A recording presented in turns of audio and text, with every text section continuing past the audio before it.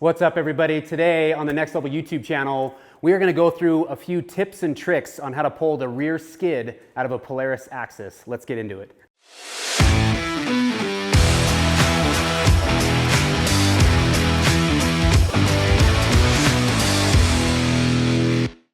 All right, so in the Next Level shop today, we've got a customer sled and we're gonna pull the skid. Lots of reasons to pull the skid, whether we're doing maintenance on it, we're gonna check the high faxes, looking at the shocks, or replacing the shocks like we're gonna do today. So some tools necessary to pull the skid. You're gonna need a ratchet when these sleds are new and you've not done this before. A lot of times pulling or popping these 17mm bolts out of there. There's Loctite in there from the factory, takes a minute. So using a ratchet to pop them loose, and then using an impact, whether it's air driven or a corded impact like this. Lots of cordless stuff out there that's pretty awesome too. But a really fast drill like this or impact is gonna make that process a lot easier. The other one that is really cool is using a ratchet strap. We are basically, we're gonna take the tension off the skid. So we're gonna ratchet this thing down. We'll show you how, and it makes doing this by yourself relatively simple. All right, so step one, like I said, when it's a new snowmobile, a lot of times there's some Loctite and there's some buildup in there. If you don't have a 1/2 inch impact and you're just using a 3/8, it's important to go through and break these. So I'm just using a 1/2 inch ratchet, a little extension on there with a 17mm socket, and we're gonna just break this one loose.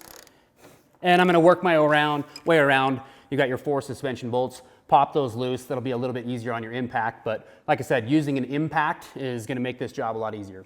All right, so next step, we've broke free our four bolts, but before we use our impact and pull those bolts out completely, it's important that we use this ratchet strap and we are going to collapse the skid. We collapse the skid, guys, by hooking a ratchet strap all the way up here, and we're gonna use the strong part of the skid frame. We're gonna use this front arm on the front control arm, and we're gonna route that ratchet strap up and around the top section of the rear control arm, and then hook it back there. You could hook it to the rail, but I would use that rear skid brace. Go ahead and ratchet it there, and we're gonna just start to ratchet this down, and you're gonna see what's gonna happen to the skid frame.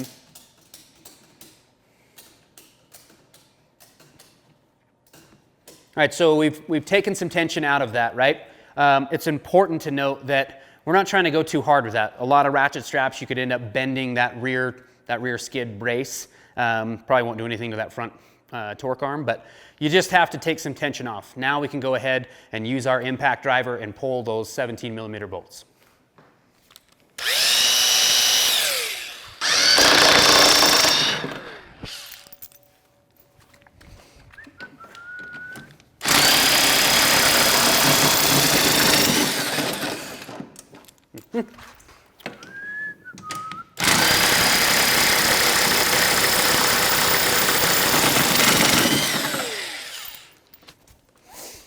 And last one here.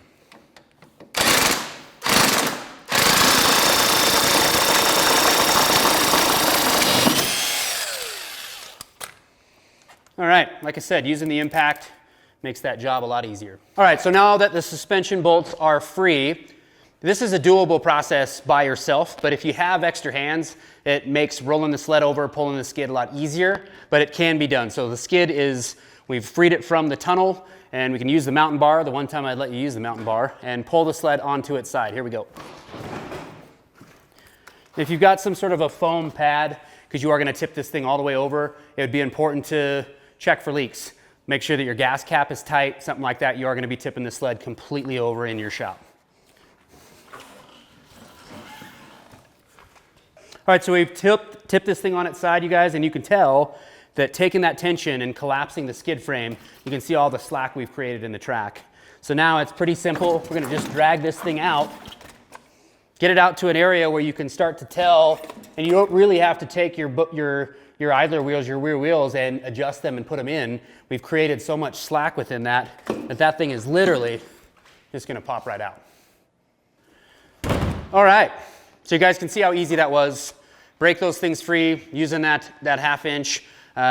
Use that ratchet wrench first, 17mm ratchet or socket set, then use that impact. The impact makes all the difference in the world, but breaking that initial Loctite free is kind of the chore. Like I said, you can do it one person. Having a couple people makes it easy. The ratchet strap, so we were just talking about where that connects.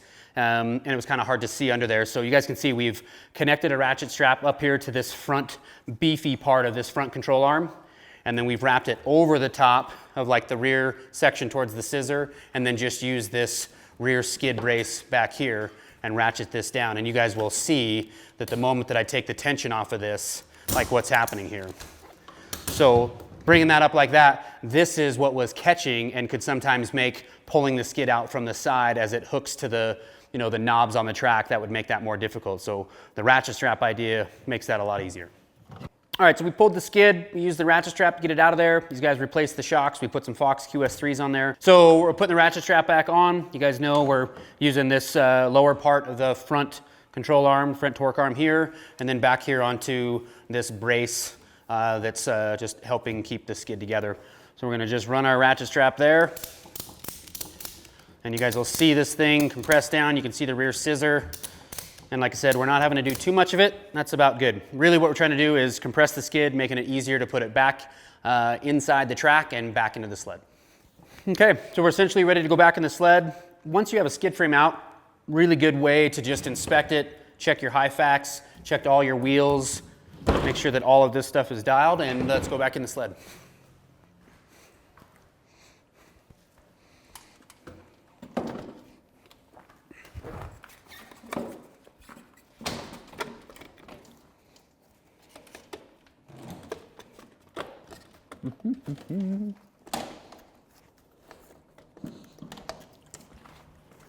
All right, so it takes a minute to just get the skid frame put into position, but really we've got it tipped over onto this side. Our first one, our priority right here is to get this front bolt put in there. So because it had Loctite in it to begin with, we're gonna add some Loctite here.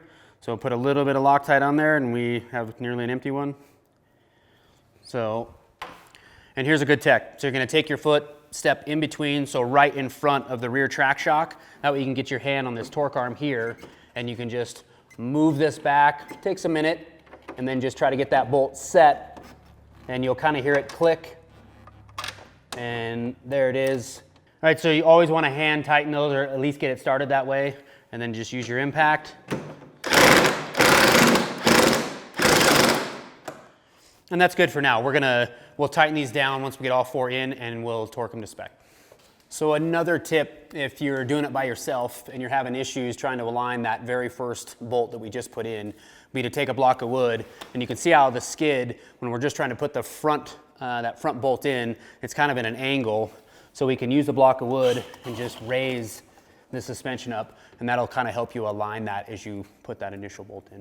All right, so we have the front suspension bolted up right here, and like I said, you can impact that down. Let's not worry about over tightening that just yet, and we will torque that to spec once all four suspension bolts are back in the sled. So we're back here to the rear part of this. Remember, we still have our ratchet strap hooked up. Let's go ahead and take the tension out of that ratchet strap. So you guys remember that strap? It's connected to that front part of the torque arm there. We're just gonna go ahead and get that out of there. All right, so we're getting the rear suspension bolt hole on the same side lined up.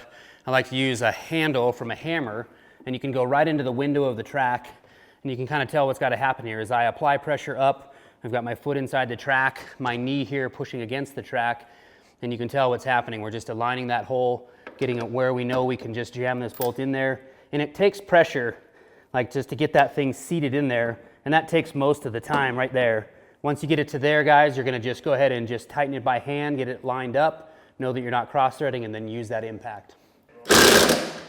All right, so now that those are both tightened on the same side, remember we're gonna torque these things down later, so you can just get them snug.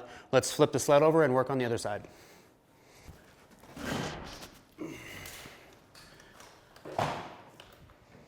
All right, so again, by yourself, sometimes you get lucky, your holes will line up where you can kind of see them right off the bat. Because I can't see that front one just yet, we're gonna just do the same thing on this side. We're gonna flip this thing over. Remember, if you don't wanna scratch the wrap, bring some sort of padding with you. Bring that thing down right onto the bar end there. All right, so we flipped it over and we're going after that front torque arm, that front bolt. And you can see what I've done. I'm stepped in between the skid frame, so my foot's right in front of the rear track shock. I've gone to a smaller hammer so I can reach onto this side front side of that upper part of the front torque arm. And it's really helpful, guys, if you're really trying to pry on this and the track is rolling, just set your brake. So we've set the brake on this, and you can look down here, see where that other hole is, and we're trying to line up that front torque arm, and I'm just going to apply pressure over, and as soon as I do, just apply that bolt, and then same thing. We're going to hand tighten, use the impact, and then we'll torque it.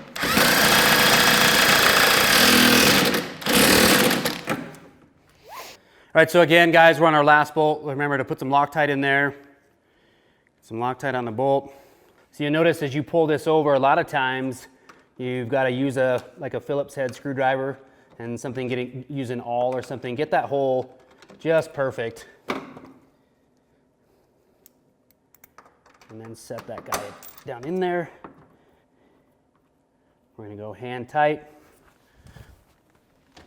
Now that we're in there, use the impact.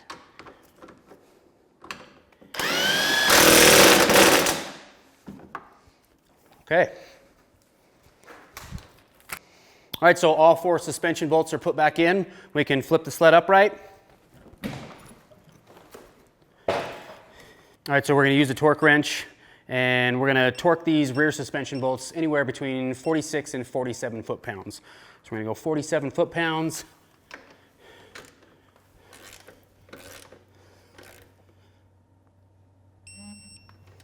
All right. And then we'll go all the way around the sled, make sure that we torque that, and then it's okay to go ahead and re-torque that again just to make sure, but somewhere around that 47 foot-pounds, and you should be good to go. Okay, well, it's as simple as that. With a few specific tools, obviously you don't have to have a digital torque wrench, although it does make things nice, especially if you're working on sleds a lot. Hope you guys enjoyed this video. Remember to leave those questions in comments. Maybe you've got a different technique for pulling this skid, but this is how we do it. Seems like it makes it easy, takes kind of the stress out of things.